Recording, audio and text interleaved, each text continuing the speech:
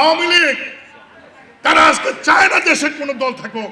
এই জাতীয় পার্টি এরশাদকে প্রতিনিধিত্ব করে একমাত্র জিএম কাদের।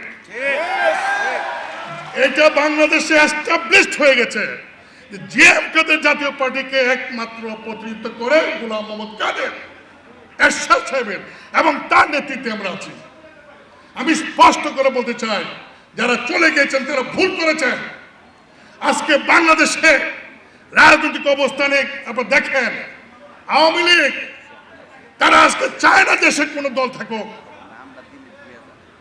বিএনপি কি অবস্থা আমি বলতে চাই না, তবে মানুষ এখনো প্রত্যাশা করে, গোলাম মোহাম্মদের কাছ থেকে আশা করে যে গোলাম মোহাম্মদ কাদের একটা রাজনৈতিক কর্মসূচি নিয়ে দেশের মানুষের কাছে পৌঁছে যাবে। Cinematic display, photography master, performance expert, NextG N9.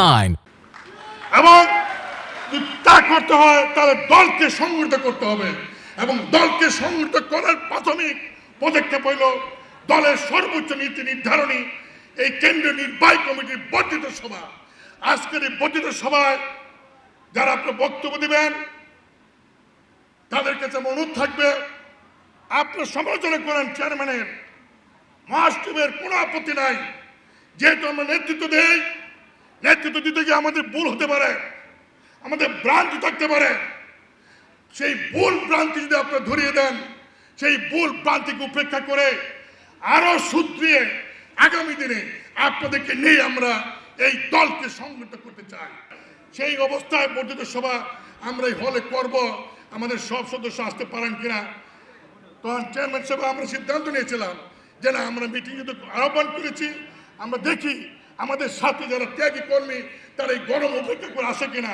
সত্যি আজকে একটা অভূতপূর্ব অবস্থা সৃষ্টি হয়েছে।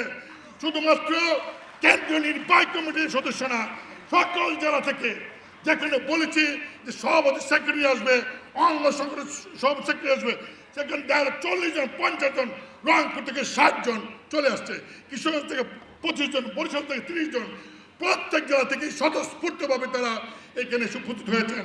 এটা আমাদেরকে আগামী দিনে অনুপ্রেরণা দেবে।